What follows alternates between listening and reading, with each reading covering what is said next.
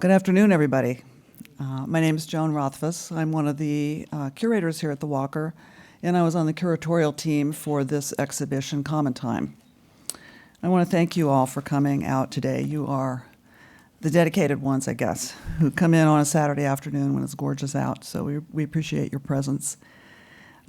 This is our final program in our series, Merce Cunningham Across Media. And this, for the last 3 days, we've had an amazing group of dancers, composers, musicians, artists, and moving image artists discussing and debating Cunningham's impact on their various fields. We've also had several former Cunningham dancers performing in our galleries a couple of times a day, and I know some of you have just come from one of their performances. I've seen several of them, and they are so amazing. I have to really encourage you to go and see one if you haven't yet, because there probably won't be too many more chances to see these dancers in action, especially in such an intimate setting as in our gallery. So we're going to make sure that we wind up a little bit before 4 o'clock so everyone can come go over and see the 4 o'clock show. It's also really important to see the live art because it's the only way you can really get a full understanding of Cunningham's work. You know, you can't do everything with artifacts and moving images and ephemera, but if you see the movement in action, that really helps understand what the work is about. And if you can't stay today, you can come back tomorrow. There's 2 more performances tomorrow at 1:30 and 4, and then the dancers go home. So before I introduce the program today, I want to thank those dancers and also all the people who presented during the week. During their series, as well as the staff who made this really big series possible for us. In particular, my visual arts colleague, Misa Jeffries, and the amazing Mary Coyne, who's probably out there somewhere. She was curatorial assistant for the exhibition, and she's been involved in just about every aspect of it, and I think she's been thinking about nothing but Cunningham for the last 2 years. So she's really made our jobs a lot easier. I also want to thank the Robert Rauschenberg Foundation. They funded this series of programs, and their support made it possible for us to offer all the programs for free. Finally, I want to thank Merce Cunningham Trust. They've been an incredible partner on the program and supportive throughout the last 5 years. We put together the show and the programs that go with it. So today's topic is Cunningham's partnerships with visual artists. We've had music, dance, moving image so far in the series, and this is the last event, and we're talking about the visual artists who worked with Cunningham over the course of his career, who were about 52, actually exactly 52, painters, sculptors, film and video makers, and digital media artists, who he invited to make costumes and decor for his dances. As most of you probably know, this kind of collaboration was a hallmark of Cunningham's process, and the way that he carried those collaborations out was one of his most radical innovations, I think. And here's how he described it, and I quote, "What we've done in our work is to bring together 3 separate elements in time and space, the music, the dance, and the decor, allowing each to remain independent. The 3 arts don't come from a single idea, which the dance demonstrates, the music supports, and the decor illustrates. But rather they're 3 separate elements, each central to itself." So these 3 elements sometimes came together for the first time on stage, in a final rehearsal or even a performance. And sometimes this way of working meant that Cunningham had to adjust his choreography if the decor or music required it. And this strikes me as a really extraordinary way for a choreographer to work, to be willing to go in and change the phrases or the steps to accommodate a different kind of set or music than he had expected. But he was always willing, as he said, to come into a situation without deciding ahead of time what he was going to do. So I'm not going to talk anymore. I'll let our speakers elaborate on this idea of collaboration. But I want to introduce them now to you. We have 3 great speakers here today, and they're going to talk about 3 of those 52 collaborators, Isamu Noguchi, Robert Rauschenberg, and Robert Morris. Our first speaker will be Juliet Bello. She is Associate Professor of Art History at American University. She received both her PhD and MA from University of Pennsylvania and her BA from Columbia University. Her research has focused on the relationship between dance and the visual arts, particularly in the early 20th century. Her book, Modernism on Stage, The Ballet Russe and the Parisian Avant-Garde, which was published by Ashgate Press in 2013, analyzes set and costume designs for the Ballet Russe by Sonia Delaunay, Giorgio de Chirico, Pablo Picasso, and Henri Matisse. She served as consulting scholar and catalog contributor for the National Gallery of Art's 2013 exhibition, Diaghilev and the Golden Era of the Ballet Russe, 1909 to 1929, when art danced with music. Her scholarship has appeared in both publications devoted to art and dance, including Art Journal, American Art, and Dance Research Journal. Her current book project is called Rodin's Dancers, Moving Toward the Limits of Sculpture. And this is the first in-depth study of the artist's engagement with dance, and the first to examine the intertwined histories of dance and sculpture at a pivotal moment for both media. For the Common Time exhibition catalog, Dr. Bello contributed an essay on Cunningham's 1947 ballet, The Seasons, which featured costumes and decor by Isamu Noguchi. Our second speaker will be Liz Kotz. She is Associate Professor of Art History at the University of California, Riverside. She earned both her MA and PhD from Columbia University, and from 2001 to 2007, she taught in the University of Minnesota's Cultural Studies and Comparative Literature Department, so she's kind of a native. We talked about winter clothing. She's focused her research on the 1960s avant-gardes and interdisciplinary art-making practices. She's the author of Words to be Looked At, Language in 1960s Art, which was published in 2007 by the MIT Press. And her book traces the uses of language in visual art, musical notation, and short performance scores by John Cage, Andy Warhol, and Lawrence Weiner, among others. She's written on the work of artists Simone Forti, Dieter Roth, composers Max Neuhaus and Lamont Young, sculptor Carl Andre, painter Mary Bauermeister, and poet Bernadette Meyer, as well as minimalism, conceptual art, kinetic art, and other practices of the 60s and 70s.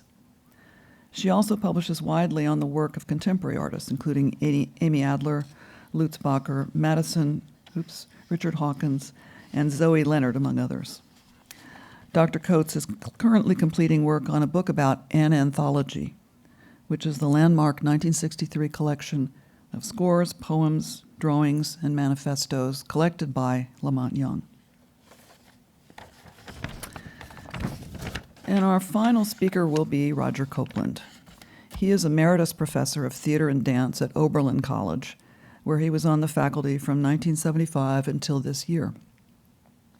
He's also held visiting appointments at Yale University, Wesleyan University, Colorado College, the Laban Center in London, and the University of Auckland in New Zealand. Dr. Copeland is recognized as one of our most accomplished dance scholars, and he is a leading expert on Merce Cunningham, whose work he's been following since 1968. His book, Merce Cunningham, The Modernizing of Modern Dance, which was published in 2004 by Routledge, argues that Cunningham, more than any other choreographer of the 20th century, redefined what we think of as modern dance. Among his other publications are the widely used anthology, What is Dance?, and more than 200 articles about dance for the New York Times, Dance Theater Journal, Partisan Review, Performing Arts Journal, the Journal of Aesthetics and Art Criticism, Film Comment, and many others. He's worked as a consultant for the National Endowment for the Arts, the PBS series Dance in America, and the Brooklyn Academy of Music's Next Wave Festival. Dr. Copeland's essay on Cunningham's dance Biped is included in the exhibition catalog for Common Time. So each of our three speakers will come up in succession and give a 20-minute talk, after which we'll I'll join them on stage and we'll have a discussion for about 30 minutes or so.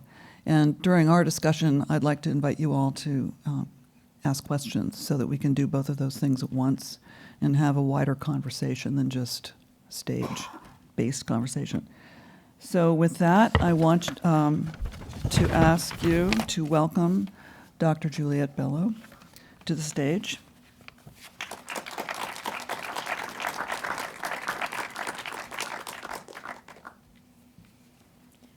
Thank you. I want to thank Joan and the staff at the Walker who've been wonderful throughout the process of my working on my essay for the catalog and then for the invitation to elaborate on it today. I'd like to begin by letting all of you watch the first 2 minutes of Cunningham's Rainforest from 1968 2 times. The first time in a clip that was filmed in 1977, where you can see more clearly the choreography and also hear the score. And then the second, which I'll talk over, was filmed in 1970. There's no sound, and the dance is much harder to see, but you'll get a much better sense of the overall effect of the scenography.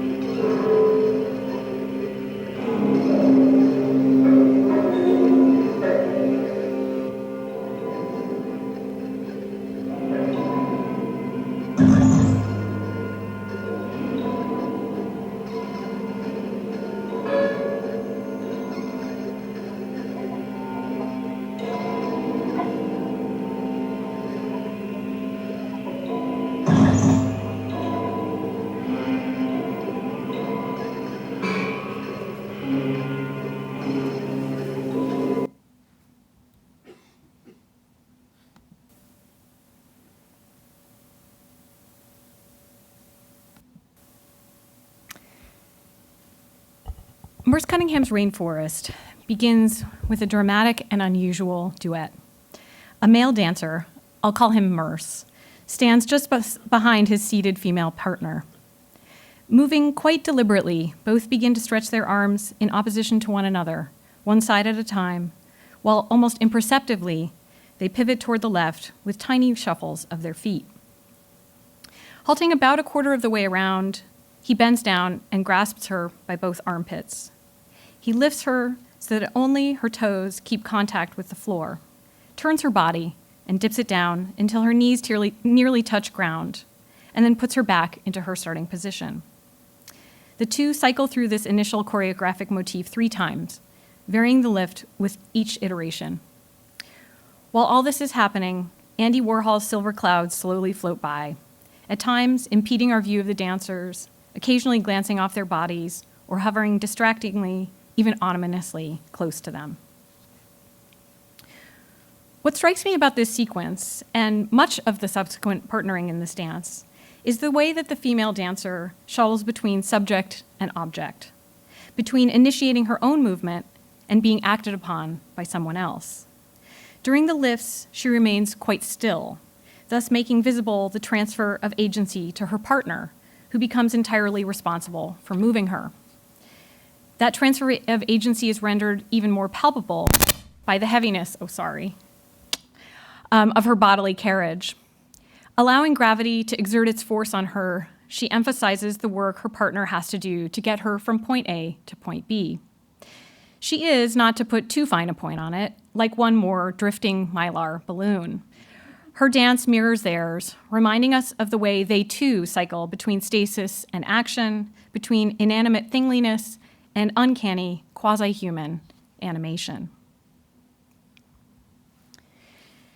These aspects of Rainforest are distinctively, even prototypically Cunningham.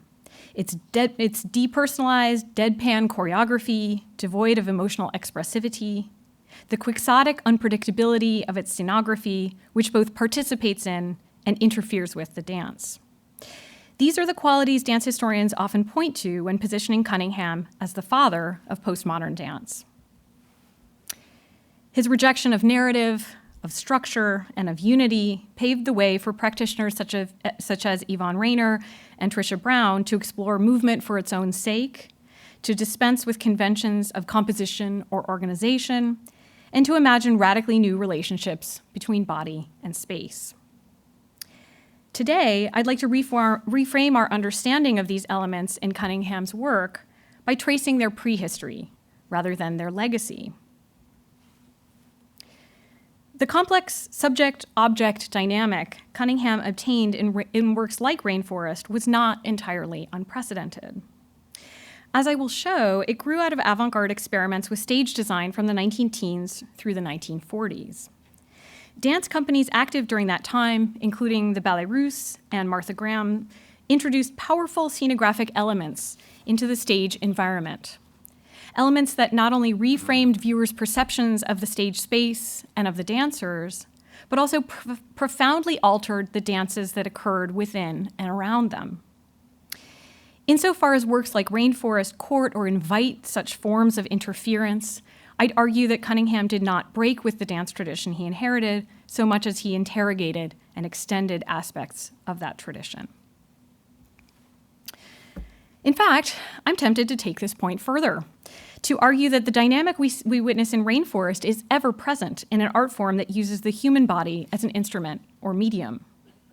The dancer often functions simultaneously as the active agent whose motions propel the dance work and as the passive vehicle of the choreographer's ideas. For that reason, the dancer is easily assimilated to the marionette, the automaton, and other human surrogates, as in some of the works that I'm showing you here.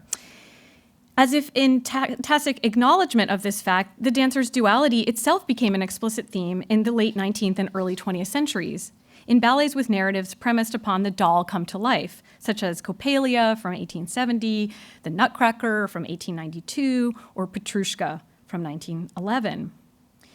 Much of the enjoyment we derive from these ballets comes from watching the dancer become a puppet or robot, or conversely, witnessing his or her transformation from doll back to human. The elaborate spectacles produced by the Ballet Russe troupe sharpened this subject-object dialectic. Led by the impresario Serge Diaghilev, the troupe brought together a coterie of painters, composers, and choreographers to jointly create ballet productions. This attempt to equalize the three arts constituted a revolutionary move at a time when ballets largely subordinated visual and musical accompaniment to the demands of choreography. As we can see in these sketches by Leon Bakst, the troupe's most famous pre-war designer, the greater prominence given to design effectively reshaped the relationship of the dancing body to its spatial envelope. Bach's dazzling, vibrantly colored sets and costumes not only create productive confusions between figure and ground, but are themselves so visually dynamic that they almost come to life. This effect is beautifully illustrated in the sketch on the left, where the swirling draperies set in motion by the dancer seem to dance themselves.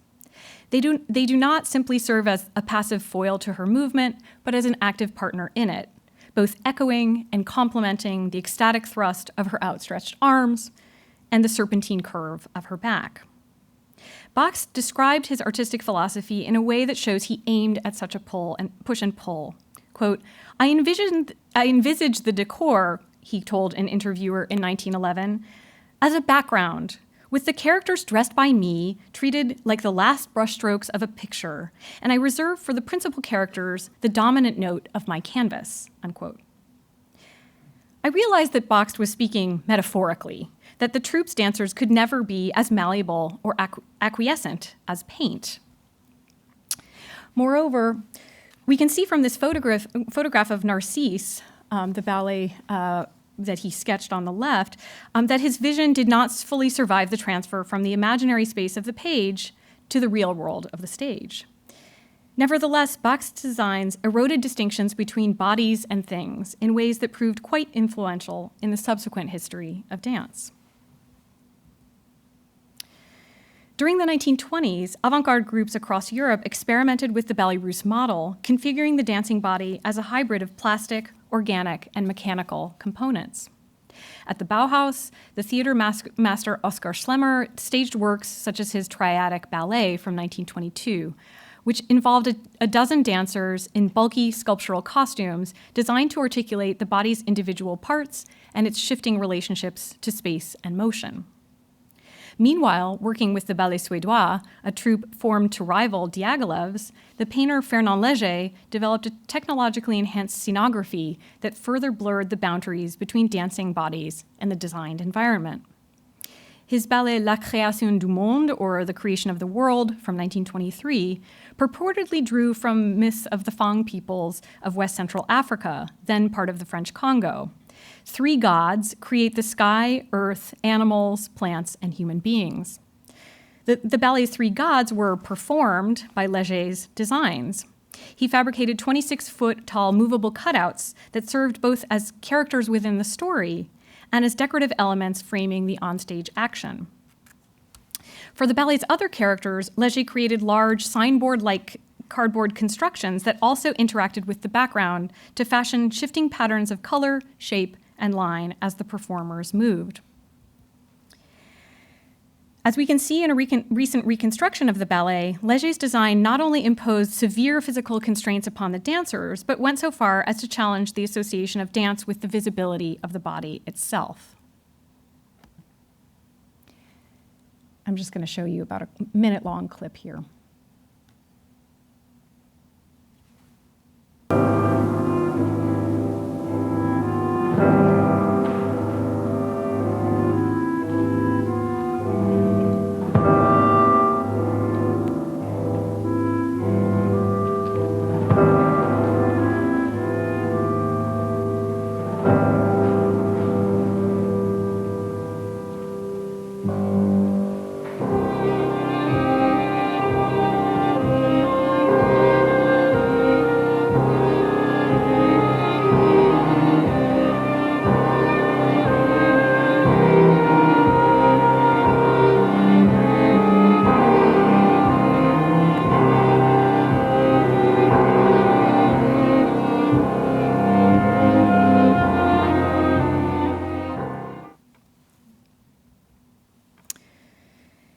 This spectacle largely fulfilled Léger's call for a new stage genre that would reconfigure what he called the quote-unquote human element.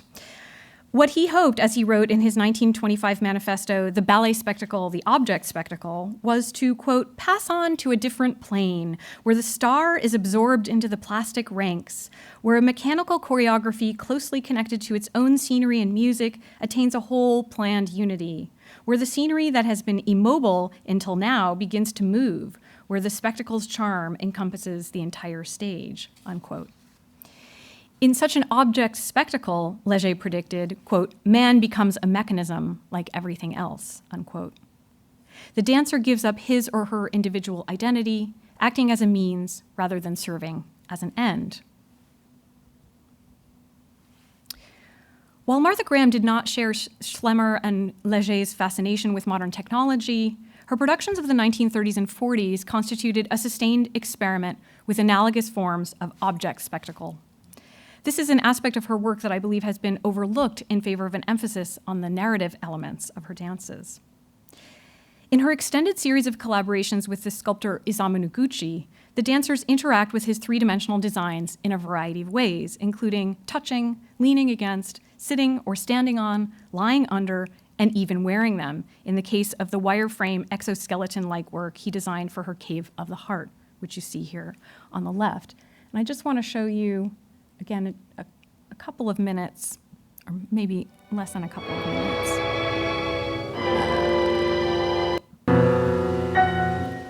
of Night Journey.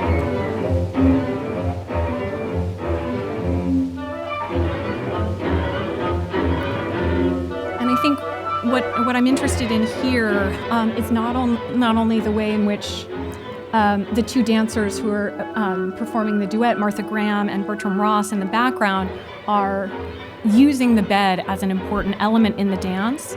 But what also I find interesting in thinking about her relationship to Cunningham is the way that this chorus of dancers in the foreground impedes our view of the dance, this sort of decentering that seems very Cunningham-esque to me.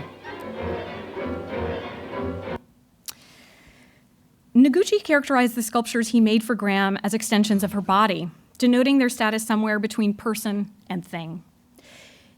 It's interlocking, the mirror that he designed for her Herodiade, and that's this object here, exemplifies this type of hybrid object. Its interlocking biomorphic shapes suggest a head here, a neck, shoulders, breasts, and legs, thus evoking, if not literally mirroring, Graham's figure. However, it's larger than life size, and its open structure make it clearly not a body, and its phallic protrusions differentiate it from her female body. As I note in my contribution to the Common Time catalog, even the sculpture's stillness is oddly performative.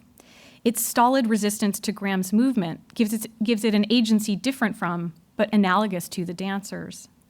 Like boxed draperies or Leger's cardboard cutouts, maybe even more than them, this object becomes an active partner in her dance. I imagine this is especially true from the dancer's vantage point. I wanted to show a version of Noguchi's Avatar, which you see in the show, but also another work from around the same period called Gregory. And I think it's not an accident that he's using sort of anthropomorphic titles for these works. So as I say, I think that this is especially true from the dancer's vantage point. For as I noticed in a recent visit to the Noguchi exhibition at the Smithsonian, Noguchi's figure-like sculptures change quite dramatically as you circumambulate them. So I took my own little film of Gregory.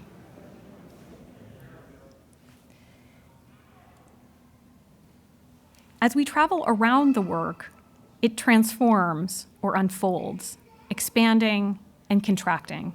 At some moments in that process of transformation, it looks quite animate and person-like, while at others it resolves into a flat, static, very thing-like stone slab.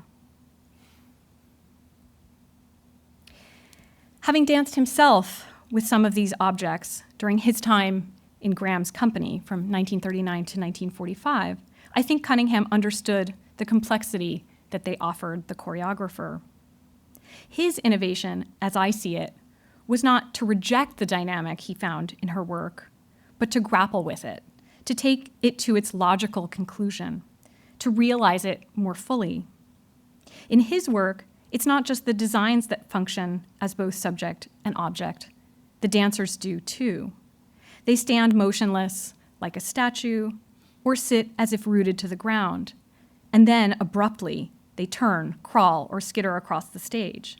They bump into balloons. They vanish behind screens. They melt, as if camouflaged, into the background, like Bach's costumed bacchante, or serve as glorified stagehands, moving the staged objects, as in Leger's object spectacle. And as we can see in these photographs, particularly the one on the right of Cunningham's summer space.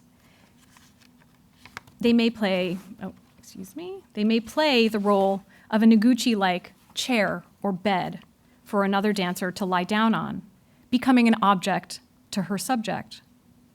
Or is it the other way around? Thank you.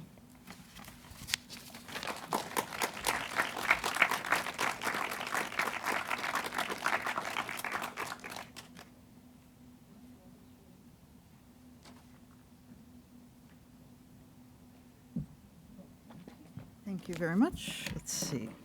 All right.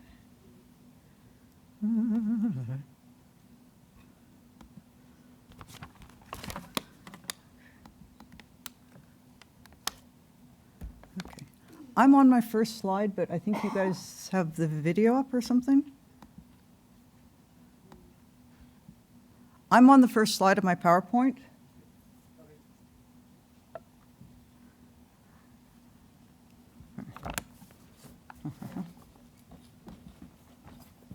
I'm on PowerPoint.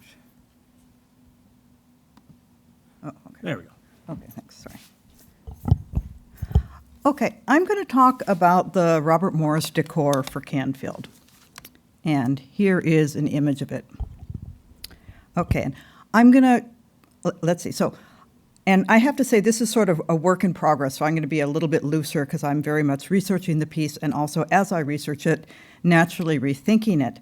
I had thought it was going to be a really interesting premise for a talk, partly because against this sort of more or less utopian narrative we have about Cunningham and collaboration, I had always really understood Morris's decor for Canfield as a kind of failed collaboration. However, now the more I've learned about it, the more I actually find it in many ways tremendously interesting. So, but it is in some ways a sort of very vexed or problematic collaboration. It's one in which the decor are arguably sort of not only frames and spotlights the dance, but really sort of obstructs it in a way that's quite aggressive. So what I'm going to do is I'm going to show a bunch of images and give you a sense of the decor. I'm going to give you some backstory on it with quotes from Cunningham and Johns and others. Then I'm going to talk a little tiny bit about its context in Morris's work. And at the very end, I'm going to show we don't have any moving image footage of Canfield from the period when Cunningham was performing it, which was actually relatively brief because although it's a piece from '69, he more or less, by '72, he performs it as a sort of among the events, but he is, at that point, I believe, left behind the Morris decor, and I don't think uses it after that.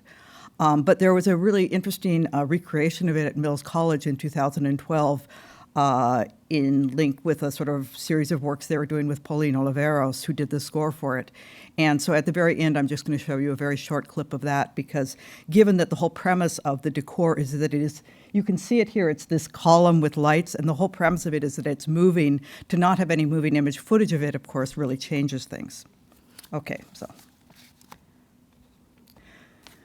So I'm going to sort of dig into Morris's decor for this piece, Canfield, and sort of try to understand or at least tease out how it is a sort of limit case of collaboration and what this says about Cunningham's practice and what this might say about Morris's practice. Okay. So Canfield premiered in Rochester, New York in March 1969.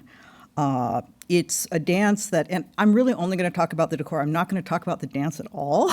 And there's also a super interesting Pauline Oliveros score, which I'm also just not going to talk about. So, but they're obviously integral parts of the piece. Okay, obviously, but. So, Canfield famously is based on the title of a particular game of solitaire. Cunningham describes it as being comprised of 13 dances and 14 other pieces he calls in-betweens. The title's from a game of solitaire. The components of a deck of cards were allotted to aspects of the dance. And it's a really quite interesting and quite beautiful dance. The score was Pauline Oliveros's In Memoriam Nikola Tesla, Cosmic Engineer, which is this really interesting piece where the musicians, Cage, Tudor, Gordon Muma, and so forth at the time, record themselves going around the space, teasing out the space. It's very talking, it's one of the ones that is at times very obstructive, and the early press release was far from positive. But what I'm going to talk about here is Morris's decor, which is a motorized floor-to-ceiling beam that transversed the width of the stage. The decor was actually not ready for the first performance in March, but it was shown when the piece was debuted in April of '69 at the Brooklyn Academy of Music. Though, of course, this is the performance in which famously the first night was silent because of the fight among the musicians' union and the electronics. So, and I just want to put this up briefly. This is actually from the Walker Files. It was something I happened upon yesterday, which is a sort of early Cunningham program notes for it. Unfortunately, I don't have time to let you guys read that. But what I have pulled out is just the bit where he describes the set. Mr. Cunningham invited the sculptor Robert Morris to make the decor. Mr. Morris's idea involves a vertical beam at the front of the stage, which travels slowly back and forth, shining lights onto the dancers and the back curtain. So you can see there's a sort of back curtain or scrim. The curtain and the costumes of the dancers are made of a reflective material, so that the dancers in the beam of light are in sharp contrast to those outside its edge. The light reflects on the dancers and the backdrop much in the way that automobile headlights reflect on highway road signs. And as we'll see, sort of famously, this didn't work. The reflective stuff was never very reflective. As the costumes got washed, it got less and less reflective. So here are just several photographs. And Joan or someone, you can actually correct me because I actually don't have the locations of some of these photographs. So here you can see, because we're in a side view, you can see the beam there. Oops, sorry, excuse me about that. Let's see. So there's the beam. There's a slightly different view of it. So we're looking at it from the side. And then to give you some different views, and this is from the Cunningham Trust, so naturally it has their watermark across it. So we have this vertical beam. From our side of the audience, you just see the sort of exterior, which is gray. On the other side are these very, very bright lights that shine across the stage and the dancers. And it moves relatively slowly across the stage.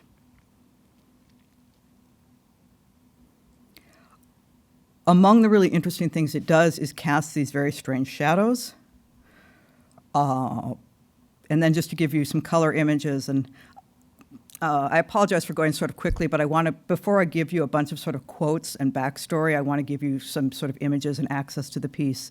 And we have a handful of really wonderful, these are all from James Closty, of color pictures that I think give you some sense of it as a piece. And it gives you a sense of, you know, how relatively aggressive it is. Though, of course, now that I've learned more about Cunningham, I realize that actually a lot of the decor are pretty aggressive and obstructive. This decor exists as an object, which I gather the Walker now owns.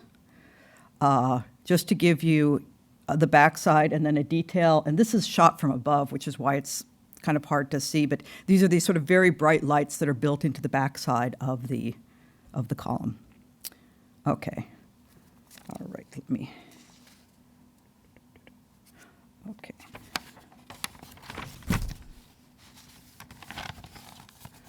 Okay, so I'm going to put this slide up for a bit and give you some backstory. In a late 70s interview, Cunningham is asked about the piece, and he responds, "Canfield had a set by Robert Morris, a narrow vertical bar within which lights were fixed that moved horizontally from one side to the other across the front of the stage, back and forth during the whole dance. The lights were fixed within the bar and moved with it, sweeping the stage slowly, spotlighting the space and the dancers." The interviewer asks, "Isn't that very disturbing for the dancers?" "If you looked at it, it would be, because it is a strong light, but you just shift your gaze. The bar went back and forth throughout the piece, and depending upon the size of the stage and the length of the dance, it would do this any number of times." "There was no other lighting?" Merce, "Yes, there was general illumination of the stage, but as the bar passed, the lights within it shone on whomever or whatever happened to be in front of it. The side of the bar the audience saw was gray. Originally, the costumes in scrim are luminescent gray. They were coated with a kind of paint which would reflect the light. Gradually, that disappeared because we had to keep washing the costumes." And I have to say, and I've been really happy and privileged to see this show, but I'm amazed how in decent shape some of the costumes are. They're really kind of incredible. Okay. And then to give us another famous image associated with this project, this is Jasper Johns in his University of Massachusetts t-shirt, famously spray painting Carolyn Brown's costume. And this is from his interview with Jim Closty. And Closty asks, "And is Closty the way you say it? Or is it Closty? Okay. All these names I'm used to reading but don't always hear. And he's talking about the book he did with Cunningham in 78. The book contains photographs of you spraying the dancers in their Canfield costumes.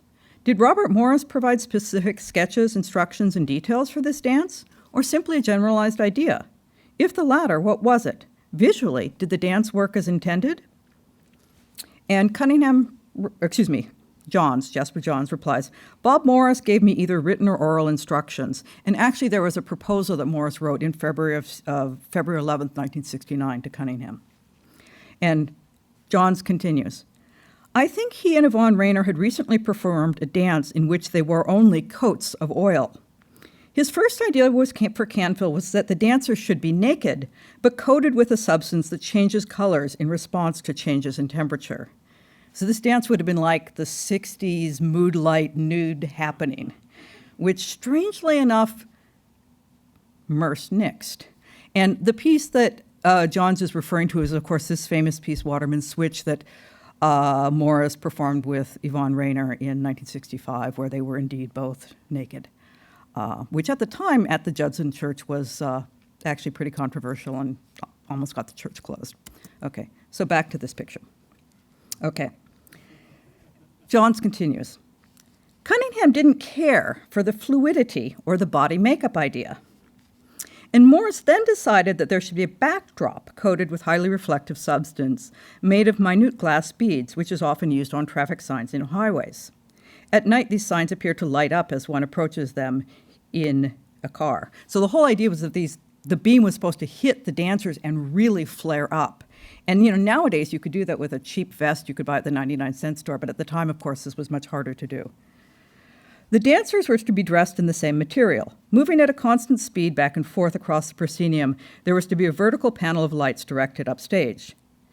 Kenneth Nolan loaned us the large studio he had just acquired but was not yet using, and I painted the backdrop there. The dancers came to my studio to put on their tights and leotards for me to spray them. So this is what he's doing right here. And then he says, everything was finished just in time for the Canfield premiere, and nothing worked as intended, which is... And then, of course, if you've read Carolyn Brown's memoir, which if you haven't, you just have to do, and you can go buy it in the bookstore afterwards, it's really just an extraordinary, vivid, and as we know, extraordinarily candid account.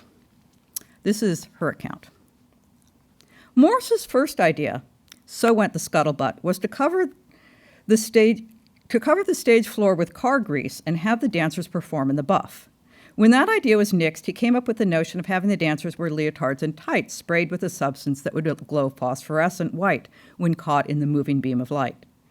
Jasper dyed our leotards gray, then sprayed the reflective paint on us, while each of us stood in a makeshift plastic alcove, trying not to breathe the toxic fumes. So this is what you see here.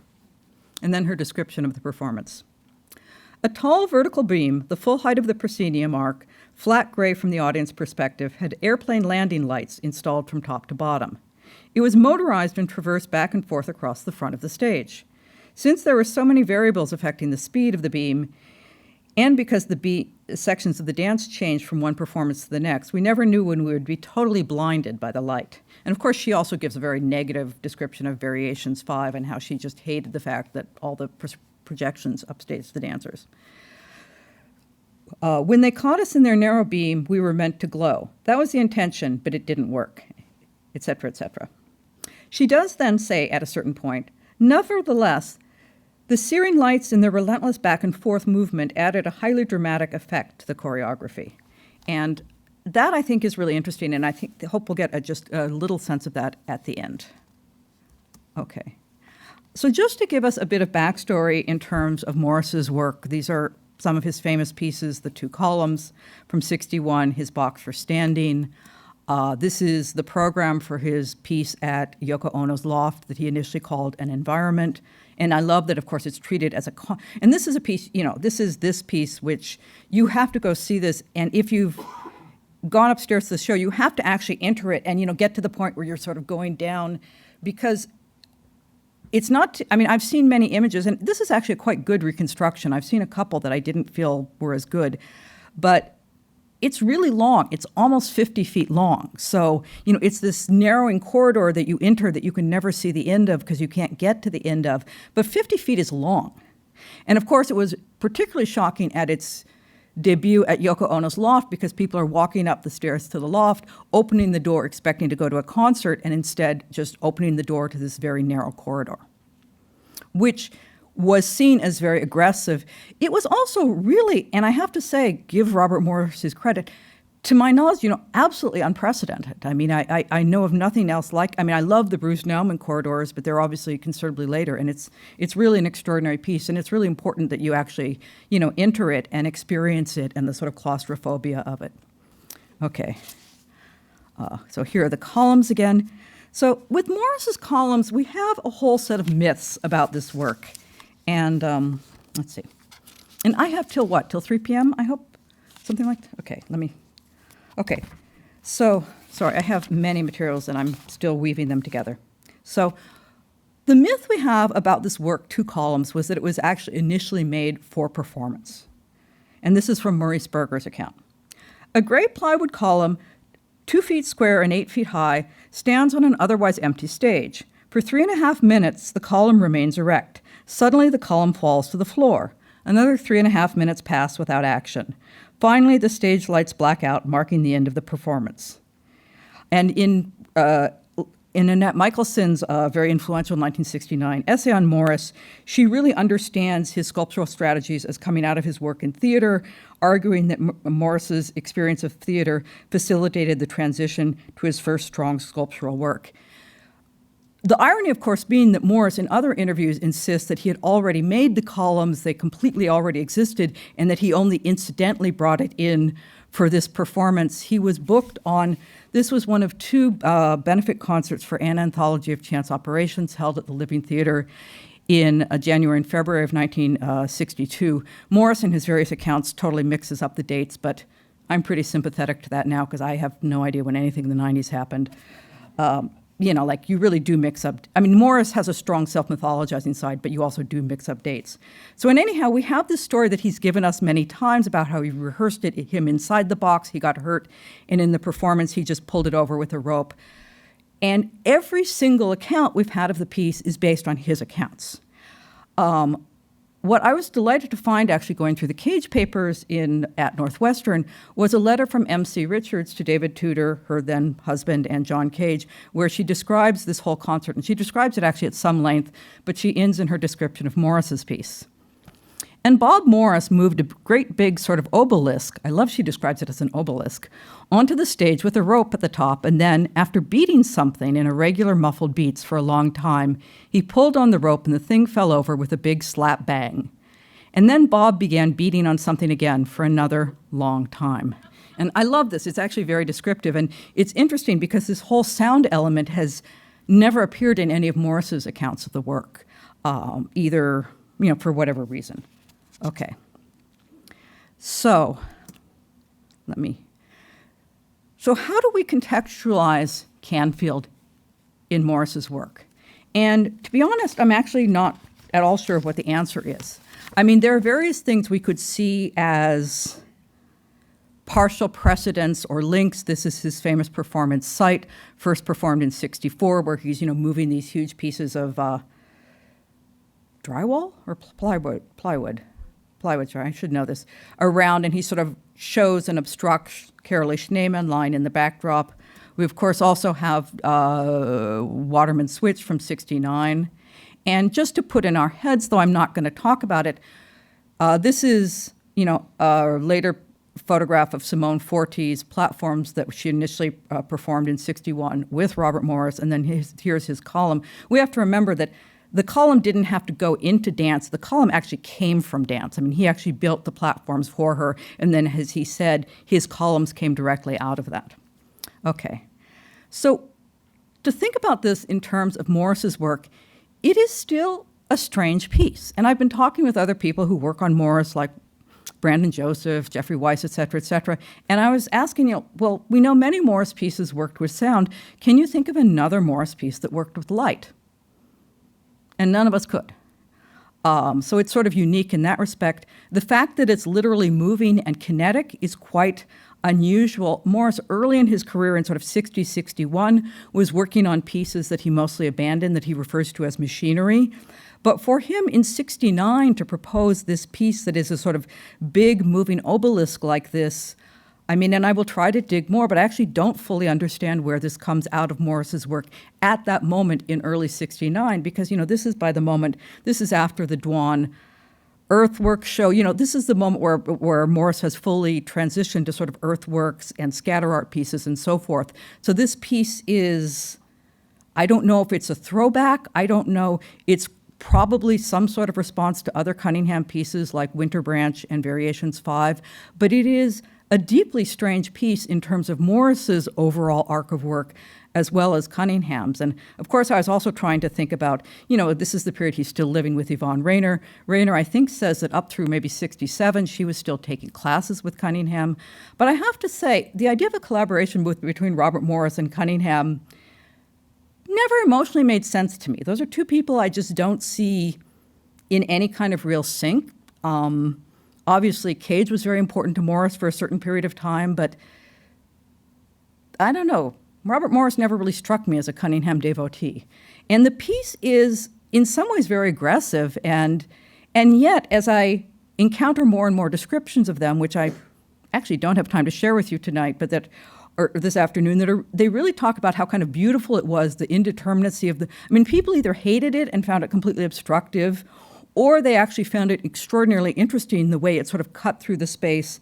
And as, let me get to my correct page, as Stephen Smolier in a really extended review talks about, he said, even the experience of a single shadow wavering as the light column travels by is worth savoring. That he actually found this to be a sort of extraordinarily resonant decor. And so just to give you a quick sense of how this could work in practice, this is a still image from a 2012 Mills College recreation.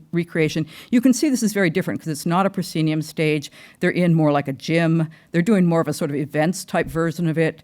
Obviously the space is, I think, considerably more lit than it is in the photographs we've seen. And now if I do this correctly, I am going to go to the video. Yes, and then I click this again. Okay, I have to click something. There. And I'm just going to show you about a minute of this. Get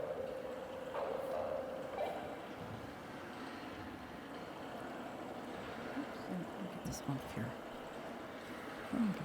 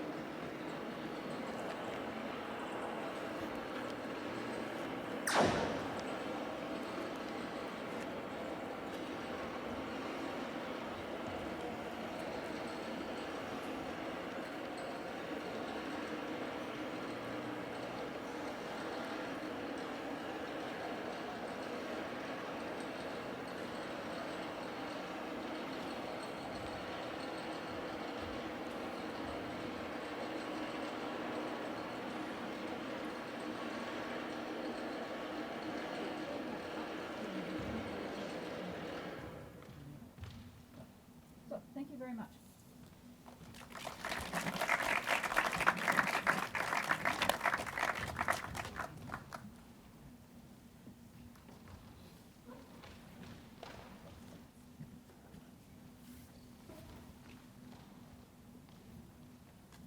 Okay.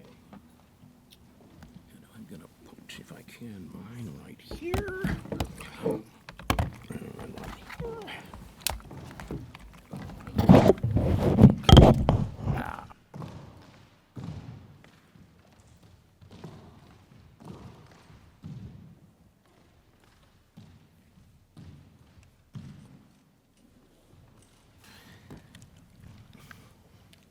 Well, I want to begin this afternoon by proposing a sort of origin story for this terrific exhibition that the Walker has mounted. And I want to suggest that the radically innovative approach to collaboration that's being celebrated under the banner of common time, that it can actually be traced back to a very specific performance, to the first joint concert of Merce Cunningham and John Cage in New York City in April of 1944. And that program focused on 6 solos by Cunningham, all of them accompanied by Cage's music. And one of the solos, called Root of an Unfocus, was structured solely in terms of what Cage called time lengths.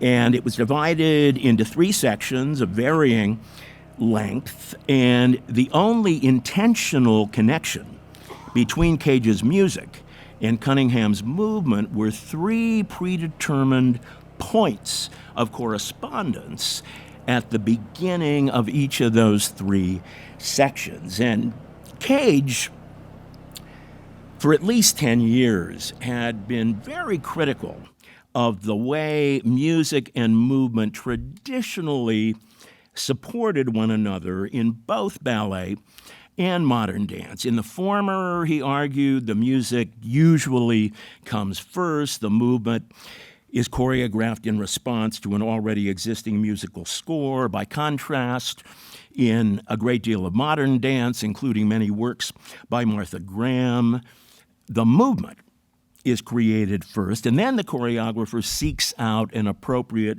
musical accompaniment or commissions a composer to devise a score that will frame and punctuate the movement in an auditory way. But beginning with that seminal concert in April of 1944, Cage observed, and I quote, "We were finally getting rid of this business of fitting one thing to another. I had long had the idea of letting the 2 arts collaborate without following one another." Cunningham agreed. He would subsequently declare, "I date my beginning from that concert." So that's April of 1944. I would argue that if we really want to appreciate what a radical idea this was back in 1944, we need to remind ourselves that Cunningham was still a member of the Martha Graham Company. And just a few months later, in October of 44, he would create the role of the preacher in the original production of Martha Graham's Appalachian Spring. Ooh, and what do you know? We can see a moment from it. This is Cunningham as the character, sometimes called the revivalist, sometimes called the preacher. But what I want to emphasize is that Appalachian Spring is a work that has quintessentially come to exemplify the tight fit between collaborative elements that Cunningham and Cage had, in effect, already renounced in their own work back in April. If you were to ask people, what are the great dance collaborations of all time? I mean, people might mention Parade for the Ballet Russe, where Picasso and Massin and Satie and Cocteau all work together. But I think Appalachian Spring would rank very high on any such list because of the seamless way in which Graham's choreography, Aaron Copeland's music, and Noguchi's decor blended into a singular artistic whole that's become a legendary example of what most choreographers mean when they talk about collaboration. Graham's movement, Noguchi's decor.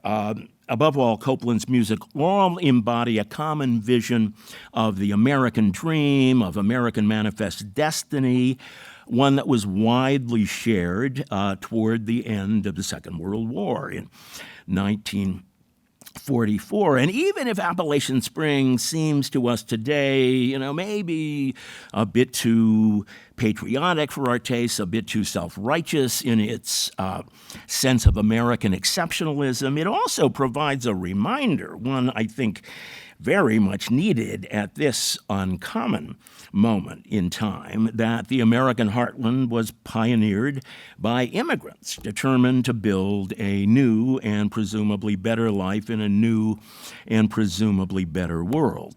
And like the immigrant communities themselves, the component parts of Appalachian Spring fit together. They buttress one another. They reinforce one another. Whereas Cage, by contrast, once said that his goal with regard to collaboration was to, and I quote, get rid of the glue. Great phrase, get rid of the glue, strip away the adhesives.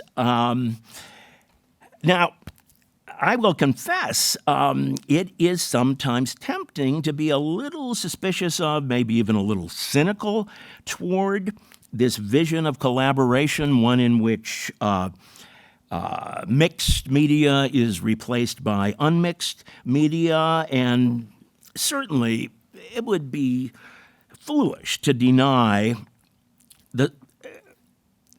the role that simple pragmatism and expediency play in the decision to collaborate in this manner. Put bluntly, if you as a choreographer want to work with a visual artist of the caliber of Rauschenberg, Johns, Frank Stella, Bruce Nauman, maybe it's best to allow them a degree of autonomy approximating the solipsistic privacy they've learned to enjoy in their studios. And to play devil's advocate just a little bit longer, I can remember many occasions, especially in the 1970s, when a lot of really lazy, sloppy, ultimately unsuccessful, quote-unquote, collaborations among choreographers, composers, and visual artists would fall back rather unconvincingly on what might be called the Cunningham-Cage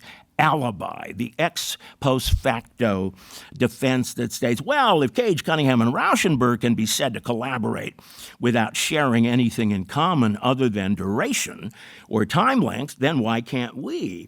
Well, what I want to argue this afternoon is that even after getting rid of the glue, that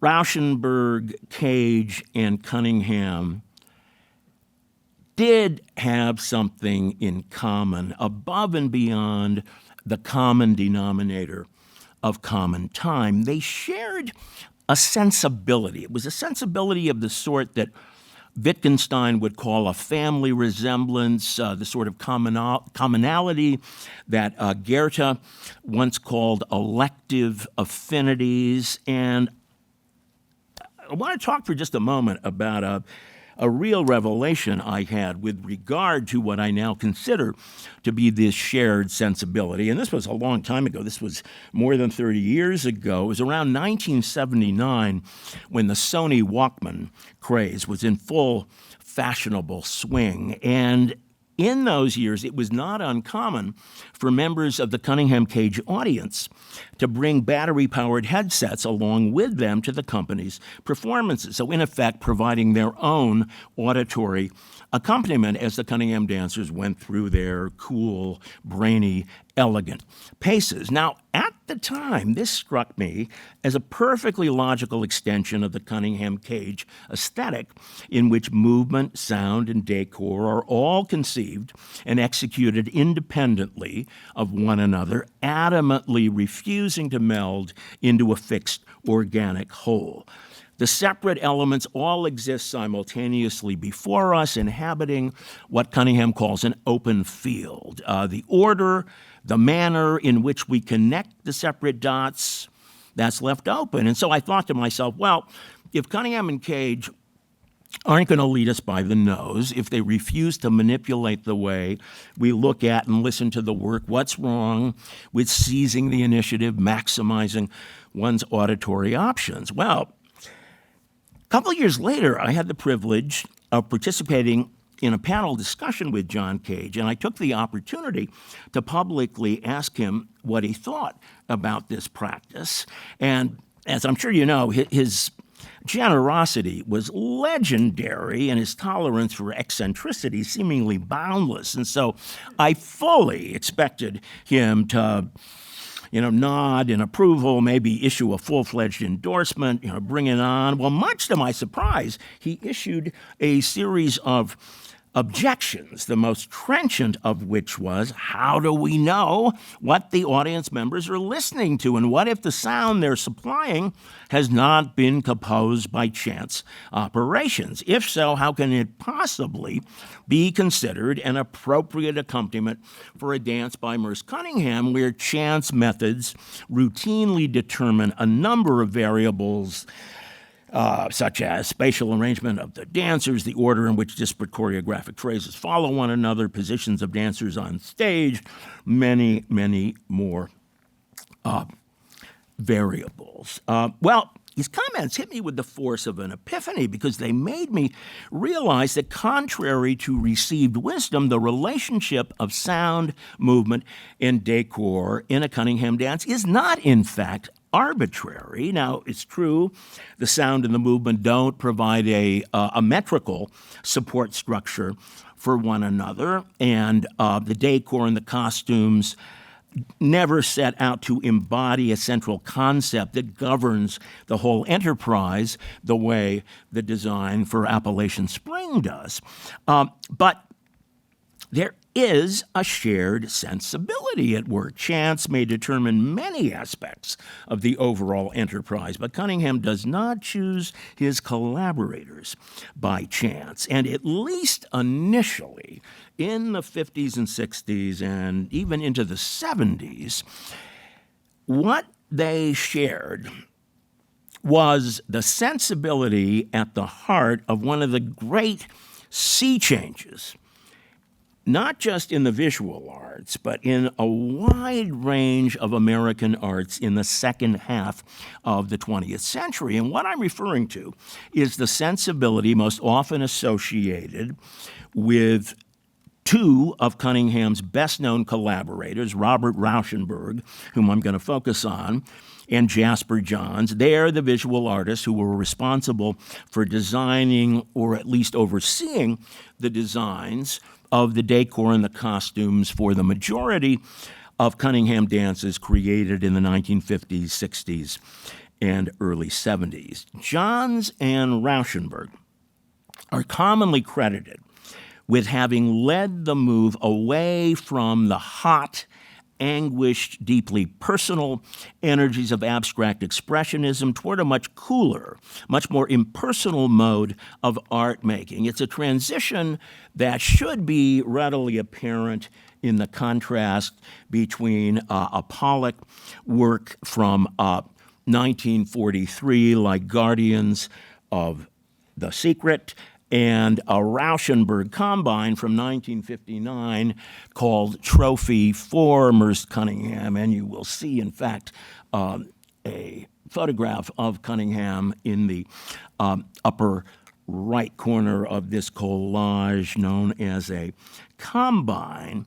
Well, unlike the raw materials that were used to create the Pollock painting, oil-based paint on canvas, Rauschenberg made extensive use of silkscreen, blueprint paper, plexiglass, also mechanical and photographic modes of reproduction, and the result is images that are much less self-expressive, much more impersonal than those of Pollock or de Kooning or the other abstract expressionists. So in place of the personal, gestural, virtually calligraphic brushstrokes of abstract expressionism, Rauschenberg and Johns began to incorporate the sort of objective, ready-made icons that would eventually dominate pop art. In fact, Johnson Rauschenberg can be seen, I think, a little too conveniently as transitional figures between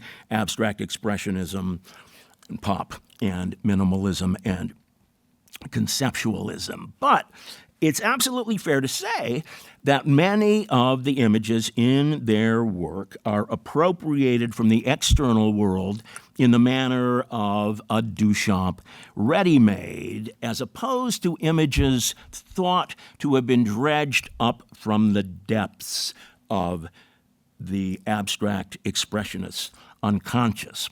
Cunningham, I would argue, pioneered an almost identical transition beyond the sort of id-obsessed, psychologically driven modern dance that reaches its apotheosis in the work of in the work of Martha Graham, whom you see here in the legendary Barbara Morgan photograph of Graham's great 1930 solo called Lamentation. This is a work that uses stretch jersey to literally externalize the inner emotion of grief, to lend it kinetic shape, to make it theatrically legible. You might also think back to the image that Juliet showed a few minutes ago of Graham as Medea, enmeshed in a wire sculpture by Noguchi that functions as a virtual externalizing of the character's nervous system. By contrast, the basic look and feel of Cunningham's choreography was cool, reserved.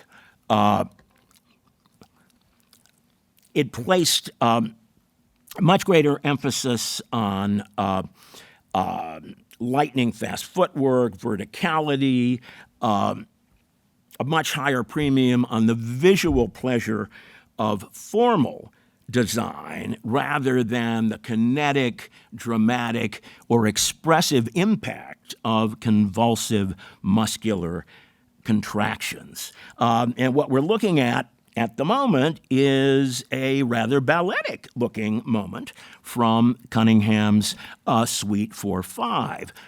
Cunningham is partnering one of his greatest dancers of all time, a member of the original company, the great Carolyn Brown.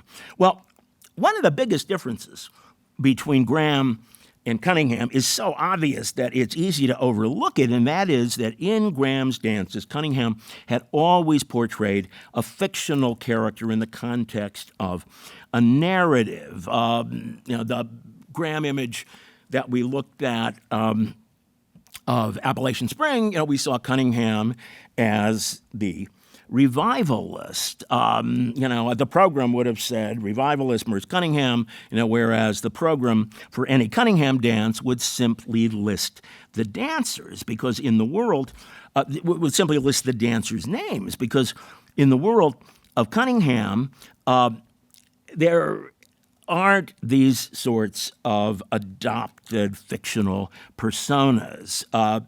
The dancer's physical presence on stage represented nothing more or less than itself. Now, also from the early years of Isadora Duncan through the heyday of Martha Graham, the principal pioneers of modern dance emphasized self-expression. That was the overriding goal. They wanted to develop choreographic styles that were unique to their own inner selves, their own bodies, their own idiosyncratic ways of moving. And that's one of many reasons that modern dance choreographers prior to Cunningham almost always defined themselves in opposition to ballet, where the very existence of a codified, pre-existing vocabulary of steps and poses, attitudes, arabesques, entrechats, cabrioles, that simply seemed unacceptably impersonal. How can I express my own inner story using this lexicon of inherited movements? And indeed, when Cunningham first began to choreograph professionally in the 1940s, ballet and modern were separated by a Mason-Dixon line that the members of each camp were firmly instructed not to cross. So Cunningham, along with Paul Taylor to a lesser extent, really becomes the first modern dance choreographer to arrange for a truce of sorts between these once warring antagonists. His work will reincorporate a great deal of balletic deportment, port de bras, specific steps, glissade, assemblée, pas de bourrée, and not to mention verticality of the sort that you would rarely find in Graham's work in the 1940s. I mean, if you just go to a class, a Cunningham class, it always starts upright with bar work, pretty much the way a ballet class does. A Graham class always starts with the dancers on the floor. And it's not so much the floor as the earth. In seminal works like Septet, Suite for Five in Space and Time, Summer Space, which we've already seen in.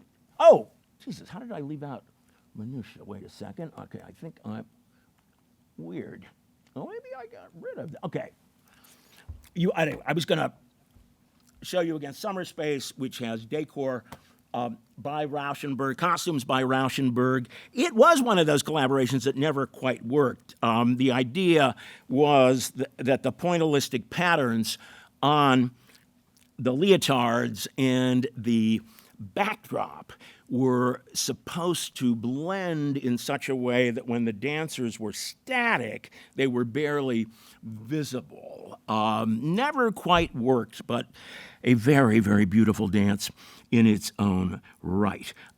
So let me summarize. How much time do I have left? Like zero? Okay.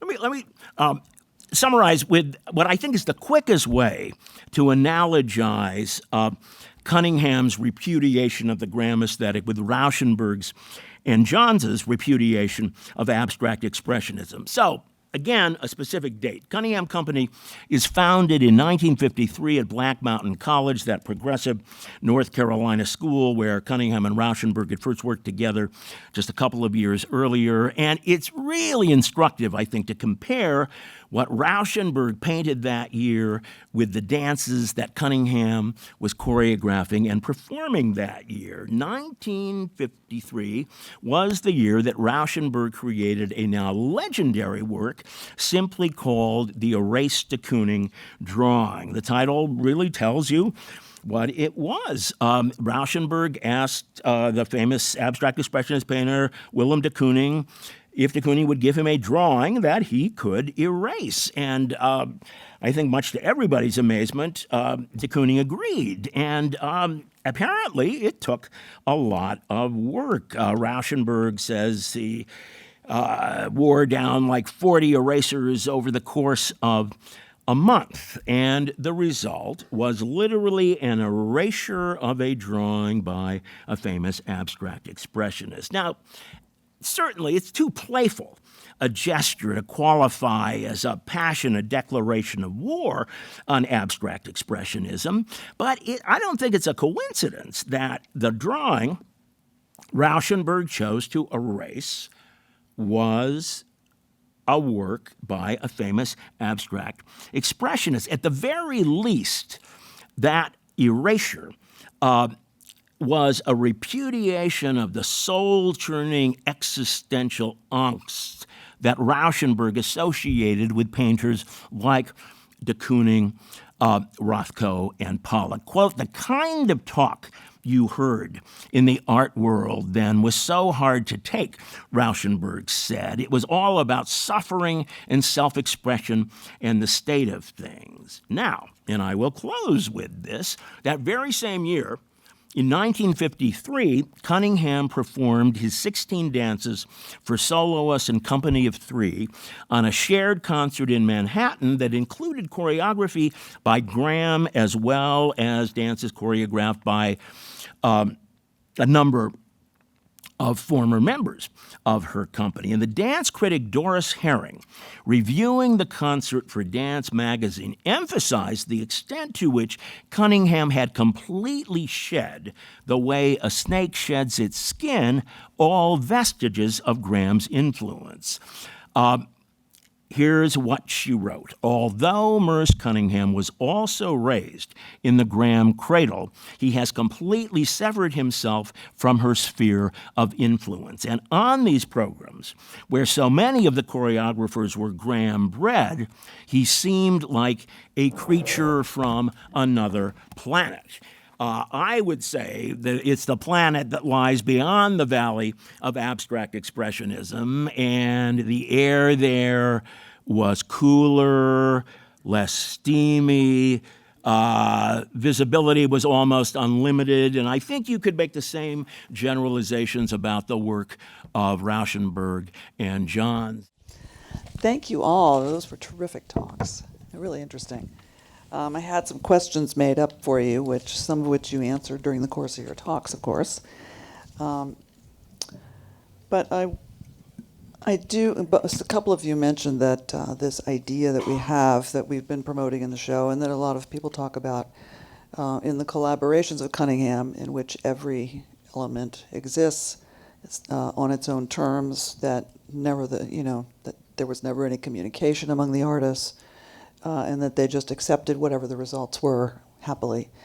That's a questionable assumption. That's a theory, and maybe never really played out in practice very often. I think sometimes it did, but there are some instances that I came across in reading about in the literature that suggests that maybe Merce had a little bit more direction for his collaborators than we think. Sometimes would look at a model, sometimes would maybe consult with them while they were working, and sometimes maybe even rejected what they had proposed. I did read that Johns, in fact, sometimes would propose an artist as a collaborator, and Merce would say, maybe later. So you said that, Roger. There were definitely. I think that's absolutely true. But one of the things I really admired about Cunningham, and boy, in some ways it's a perverse admiration, and that was the fact that once he had commissioned, say, a costume, like the Ray Kawakubo costumes for Scenario, sometimes unaffectionately known as the Quasimodo costumes, like 99.9% of Cunningham's costumes are basically leotards, unitards that have been painted in some way. Well, this fashion designer from Comme des Garçons created, if you know Alwyn Nicolai's work, the dancers were virtually buried in costume. And rumor had it that Cunningham was appalled, and yet he allowed it to continue in the repertory, at least for that season. I think it quickly disappeared, but this was true of so many aspects of the Cunningham Cage enterprise that, let's say that in Canfield, that one night the Robert Morris light column just happened to create the most amazing silhouette effect. Well, most of us would say, ooh, do that tomorrow night, that was so great, we can't just let it happen once. And to the best of my knowledge, they never cheated in that way. They never said, okay, well, that was really lousy tonight, or that was really great, and so we either want to avoid that tomorrow night. The process played itself out. Mm-hmm. But I think when I was reading about Rainforest to prepare for this, I read that Cunningham asked that he wanted the Warhol balloons. Is that right, Roger? Yeah, well, right. It was I think Jasper Johns had seen them and had suggested that they might make great decor. Right, so that to me also suggested that he wasn't necessarily just leaving everything to chance, right? He saw something that he knew would work really well conceptually and aesthetically for him, and sought it out. Good point. There were practical limits, on what could be moved, on what could be recreated, but there were aesthetic limits. I mean, I personally just love the idea of the dancers performing naked in phosphorescent paint, but that, it does not surprise. I mean, and also I think he also was he imposed a lot on his dancers, but there are certain things I think the dancers did and would refuse, and that very, very possibly would have been one of them. Mm-hmm. Roger, I wanted to ask you a question about a quote that I came across from Johns, who was, as most of you know, artistic advisor for the company for a number of years, 7 or 8 maybe, after Rauschenberg. Gave it up. He took it on for about 10 years. Yeah, he was talking about his process of choosing designers, artists to work with the company. And he said, when Merce suggests that he wants or needs a set, then I try to see that he gets one. Now, it occurred to me as a kind of odd, like, when would you decide that a dance needed a set or not? I mean, either they do or they don't, right? Yeah. I mean, that's the way I would have thought. That's a really good question. And this is going to be pure speculation on my part. Yeah, but I do. You're the expert. I mean, I think it's fair to say that beginning with the series of flats that it was up there a second ago that Rauschenberg constructed for Minutia, there was an emphasis for about the next 15 years on utilizing decor as a mediating device so that there would be many, many occasions. I mean, you were talking about that sort of happening uncharacteristically in Graham in Night Journey, but I think, with regard to the assemblage in Minutia, there were many instances where dancers were either moving between two pieces, were literally upstage of an obstacle that made them less visible. Tread, 1970, I think, decor by Bruce Nauman. The decor was this big group of standing industrial fans, some of them on, some of them not on, but right on the proscenium line. And pointed toward the audience. Right. In fact, Clive Barnes, who was on the dance critic for the New York Times, said he caught a cold from that dance, actually. I remember, I tried to move around when, different seats when Tread was at the Brooklyn Academy of Music, and there would be these great moments where the dancers seemed to be vivisected by the movement of the fan, because you'd be seeing them from an angle that put the moving fan blade right between you and them.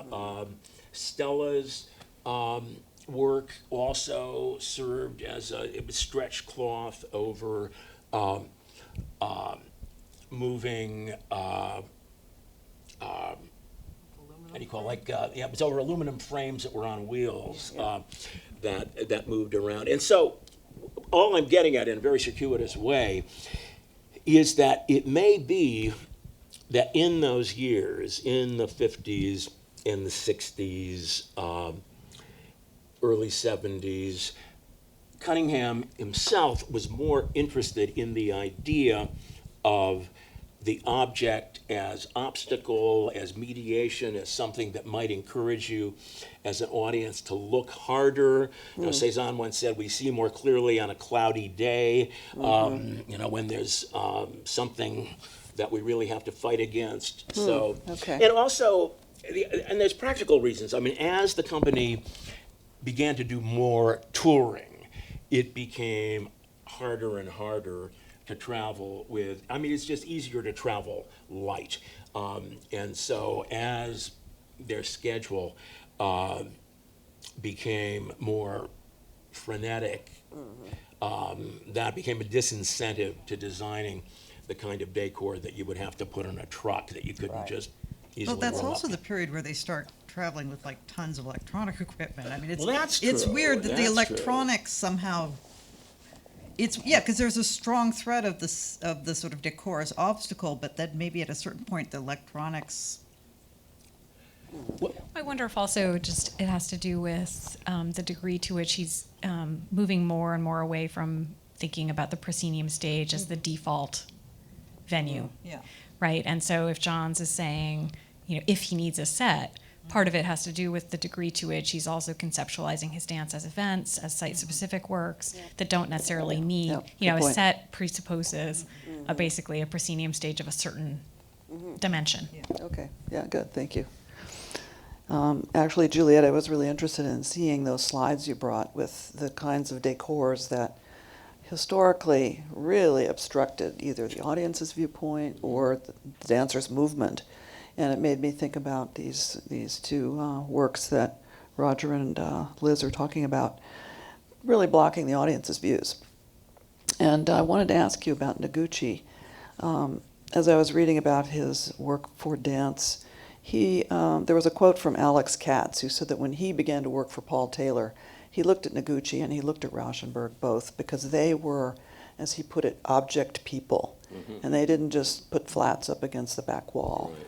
Was Noguchi one of the first who moved the decor away from the back wall and into the stage space and really asked or allowed the dancers to interact with it as they have done in Cunningham?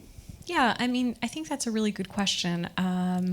To some degree, yes and no. I think it depends on whether you look at something like Schlemmer's triadic ballet, so those costumes, are they objects or are they costumes, right?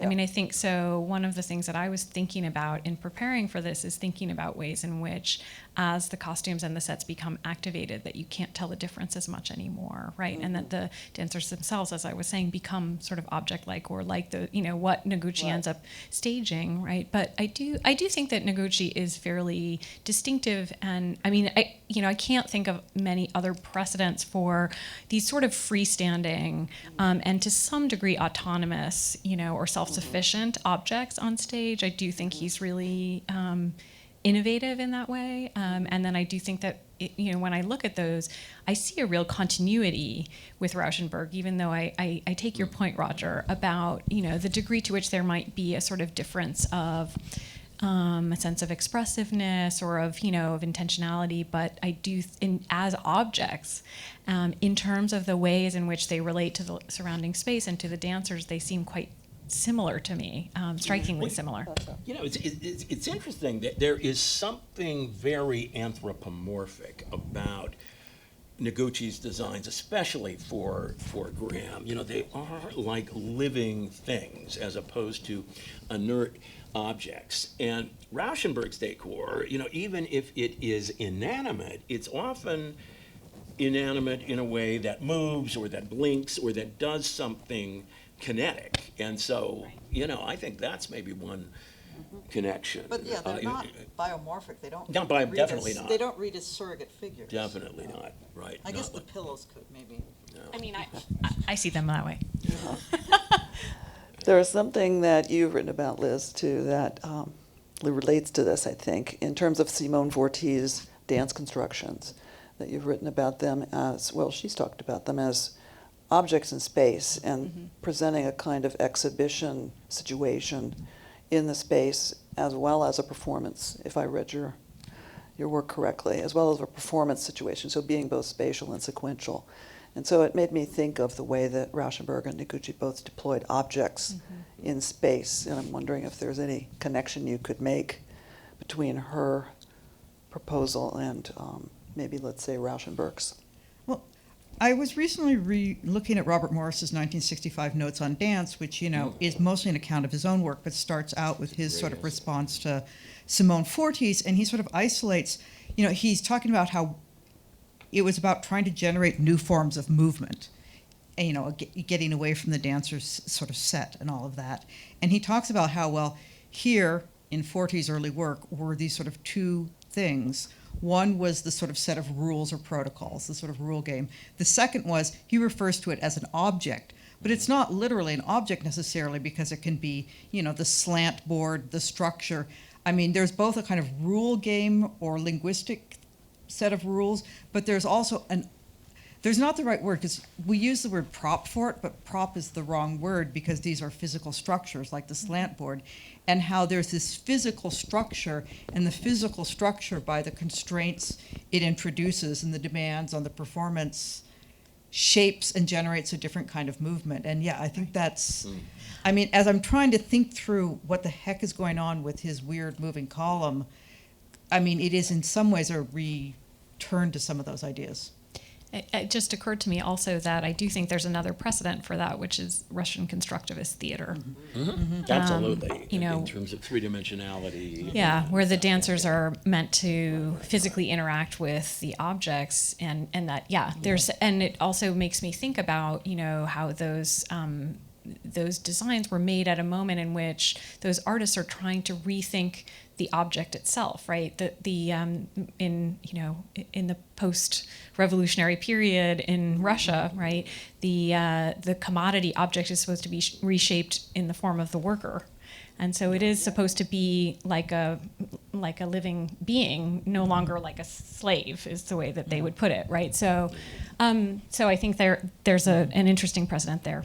Yeah, if you look at Popova's designs for Mayakovsky, I mean, they are an image of society as a smoothly running machine. You know, it is this embodiment of the new Soviet, the new Adam and Eve. Are there people in theater who are trying to sort of recreate that and reenact that the way there are, you know, people reenacting some of these dances? Absolutely. Because I mean, I've never had a chance to see it. I mean, I've seen like the old black and white footage, the old black and white photographs, but I've never seen, you know, efforts at reenactment and recreation. Yeah, Mel Gordon, a number of other people actually been really interested in taking, in trying to reconstruct work from that amazing period from like about 1917 until Stalin just kills off everything but socialist realism. I want to see if the audience has any questions here.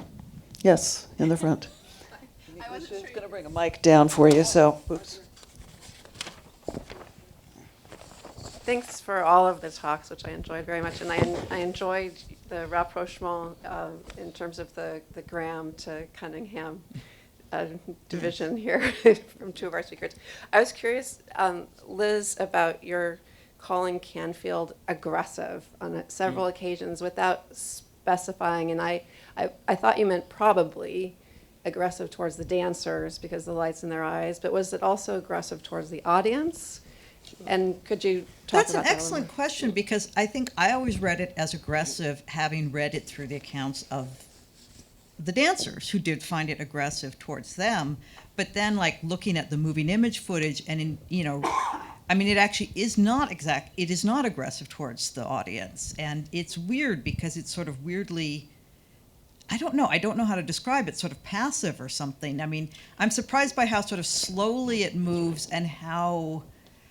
But I think also the lighting conditions would be, I mean, the footage I showed at the end was very atypical because in a relatively more darkened space, the effect of the lighting and the way that the lighting would both scan the space, but also, as someone says, dissect it, I think would have a far stronger impact on our ability to see what's going on. Yeah, it's aggressive in its utter indifference to the audience. Now, it's a very, very bright light, which oftentimes blinded the dancers and people in the audience. But I think in a Morris's conception, people know, like Michael Snow's films, like Wavelength or it has La that Région Centrale. implacability. Yeah. It's this sense that it's just gonna follow its algorithm and just fuck everything else. It's like, it's totally oblivious. It's just gonna do it. And I mean, Winterbranch from around that time had a score by Lamont Young,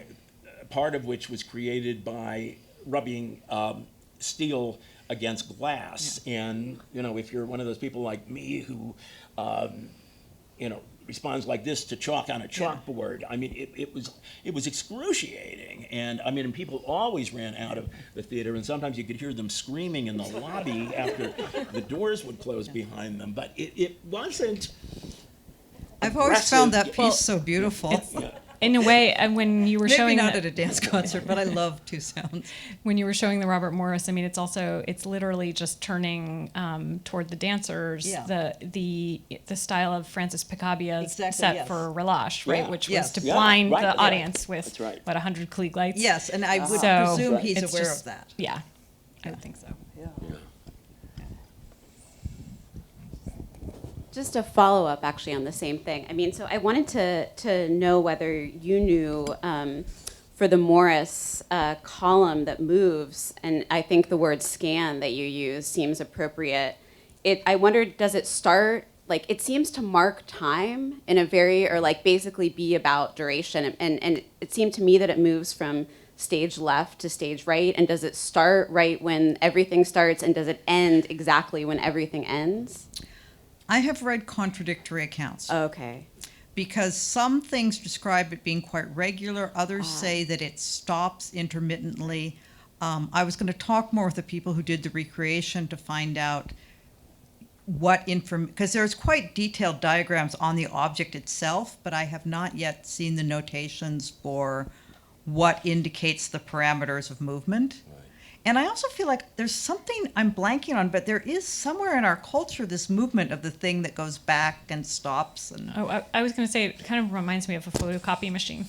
Yeah, well, that's true. yeah, or scan lines or something. I mean, there's something in our culture that it's calling on. It's like it's a post-human vision. It's like something mechanical that keeps going after the neutron bomb has gone off. I mean, after there are no more humans on the planet, and Although you know, it would be different. I mean, if it just moves in one direction and doesn't stop. I mean, if it did stop or start or whatever, I think it would be a lot more like Warhol's pillows or like some of these other devices that actually are more anthropomorphic. It had variation, but I don't know what the parameters No of the chance variation are. operations, Yeah. were used. We'll have maybe one more question before we let you go up to the performance. I just had a quick thought Yeah, about Michael. 2001: A Space Odyssey, which didn't that come out the year before, '68? So I kept thinking about this 2001 monolith. Oh, yeah. Anybody yeah, else? I mean, they're like Variations 5, which is the Stan Vanderbeek film, is part of the exhibition. There are images of the Apollo astronauts in those dense montages. Right. I had one last question. Yes, please, go ahead.